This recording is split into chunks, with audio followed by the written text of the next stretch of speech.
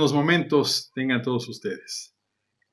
Vamos a participar de la ciencia de la paleontología, de los fósiles. Los fósiles se forman muy rápidamente. Si un animal o planta muere en condiciones donde hay humedad con oxígeno, son rápidamente devorados por bacterias o por otros animales. O sea, se descomponen muy rápidamente. Por eso es muy difícil que se formen fósiles. Para que se forme un fósil tiene que estar en condiciones de entierro muy rápido y sin oxígeno, con agua sin oxígeno. Esta condición la tenía el agua que venía de las profundidades de la corteza terrestre, el agua supercrítica, llena de sedimentos que enterró rápidamente animales y plantas. Y, por supuesto, enterró primero las que estaban más en el fondo marino y posteriormente iba enterrando según iba aumentando la altura sobre el nivel del mar y sobre la tierra. Entonces, en estratos ecológicos. Veamos algunos ejemplos de esto basados en licuefacción y veamos cómo no se pueden formar fósiles. Ahora solamente se pueden formar inmediatamente y muy rápido si yo tengo ausencia de oxígeno en el agua y en los sedimentos, y entonces sí, no se puede podrir un ser vivo recientemente fallecido o muerto. Entonces, esto de que se formaron por miles de millones de años es un mito. Por favor, veamos la ciencia, no mitos, no ideología. Durante el diluvio se generaron grandes olas y también se generó una especie de martillo hidráulico, ¿sí? Y un aleteo de la corteza. Aleteo también y grandes olas. Estas grandes olas, ¿sí? Produjeron un reacomodo radical de los sedimentos. Olas que no se habían visto, a lo mejor de 2 kilómetros de alto, 1,5 kilómetros de alto. Tremendas olas, ¿sí? Donde tú tienes una cresta y la parte baja de la ola, ¿sí? Estas olas fueron importantísimos para el reacomodo de los sedimentos, ¿sí? Tal como pasa aquí. Cuando pasa la ola había sido muy diferente y primero pasa la ola superior, ¿sí? Y luego viene la licuefacción y luego finalmente ya se reacomodan los sedimentos. Veamos este video de las corrientes de turbidez. Vean cómo al principio va muy rápido y luego va un poco más lenta la corriente. Este es muy, muy interesante y llega y al chocar se levanta profundamente. Esto es lo que hace una corriente de turbidez. Cómo va desplazándose, primero muy rápidamente, llega al fondo, sigue desplazándose por la fuerza que trae, por la inercia, y choca y se vuelve a levantar, ¿sí? Esto es bien importante. Por ejemplo, aquí hay un obstáculo, una roca, cómo la sobrepasa y prácticamente no la puede mover, pero sí la rodea. Esto es lo que genera cuando hay una gran corriente con muchísimos sedimentos. Aquí entonces las corrientes viajan tan rápido que no sabemos exactamente qué tan rápido pueden viajar porque hacemos experimentos en los laboratorios y no en el campo. Ahora podemos pasar a ver la licuefacción durante la inundación. Esto es básicamente lo que había. Olas gigantes haciendo estos fósiles en lentes de agua, se ven muy claramente, fósiles reales, ¿sí? Y cuidado con los fósiles falsos, son fósiles reales, ¿sí? Este fósil es en una lente de agua, una lente de licuefacción. Se quedaron terriblemente aplanados, es decir, fueron aplastados por la gran presión de los sedimentos. También se ven algunos insectos atrapados. O sea, estos fueron atrapados vivos, ¿sí? Los pájaros y los tiburones que comen cosas muertas en el agua se desintegraron al ser digeridos por las bacterias y un pequeño muerto en mi tanque. Quiere decir que estos eran peces vivos. Si hubieran estado muertos, hubieran sido digeridos, hubiera desaparecido todo cualquier resto. Entonces, que se fueron fosilizados inmediatamente. Aquí hay una imagen de un banco de peces fosilizado. Quiere decir que estaban nadando todavía cuando fueron atrapados por los sedimentos. Esto sucedió de manera muy rápida. Inclusive hay un pez que está tragando otro pez. O sea, esto no pudo haberse pasado mucho tiempo para que se fosilizara. Se fosilizaron inmediatamente. Fueron atrapados bruscamente por los sedimentos. Igual con estos peces que están nadando. A lo largo de la inundación del diluvio, innumerables lentes de agua crecieron y luego disminuyeron con cada ciclo de ola. Durante la licuefacción, los organismos flotaron hacia la lente directamente encima. La fuerza de flotación del agua es solo la mitad de los sedimentos licuados, por lo que una lente de agua era menos capaz de levantar organismos muertos hacia la capa sedimentaria más densa directamente sobre la lente. En cada región geográfica, los organismos con tamaño, forma y densidad similares, generalmente miembros de una misma especie, a menudo terminan en la misma lente. Allí fueron arrastrados por corrientes durante muchos kilómetros a lo largo de estos canales casi horizontales. Bien, veamos ahora qué pasa con el carbón. La vegetación levantada por licuefacción en una lente de agua se extendió y formó una esfera flotante presionada contra el techo de la lente.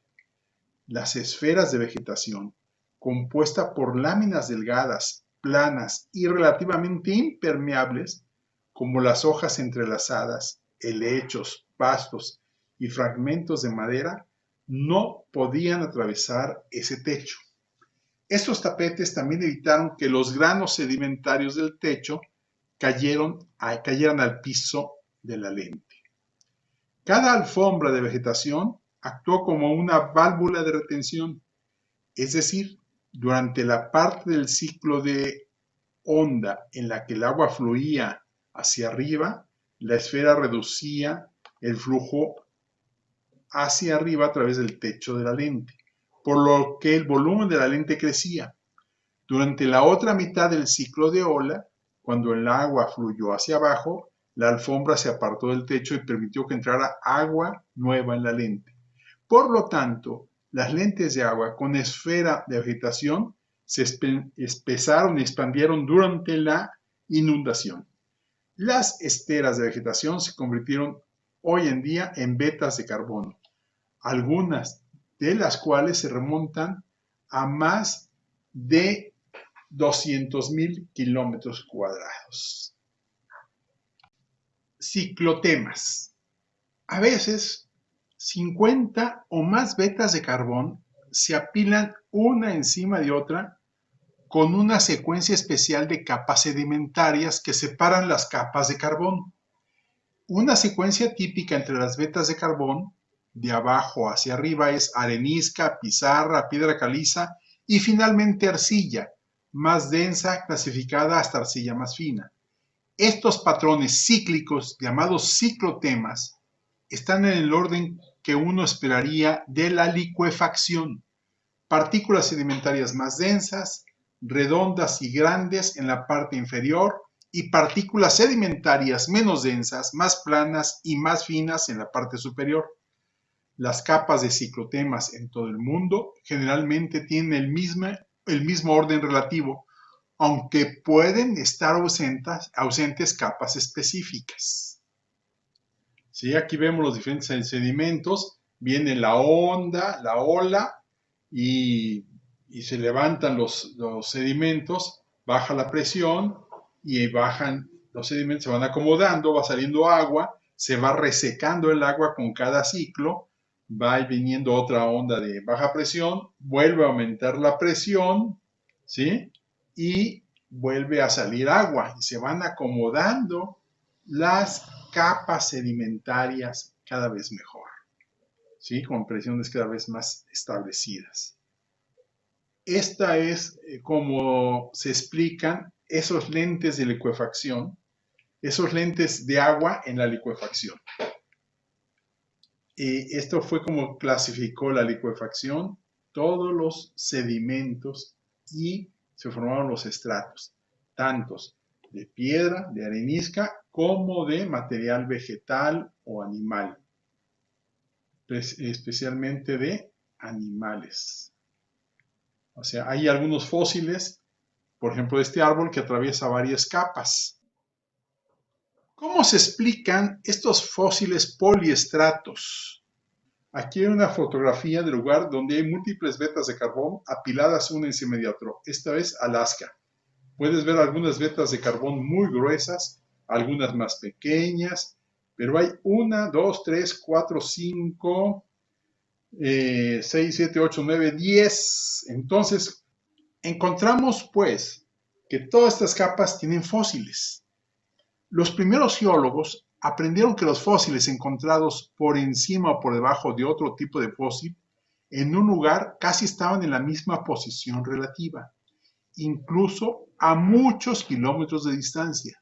Los sedimentos se clasificaron y depositaron a lo largo de una alta columna de licuefacción casi simultáneamente mediante un proceso a gran escala que no puede ocurrir en la actualidad.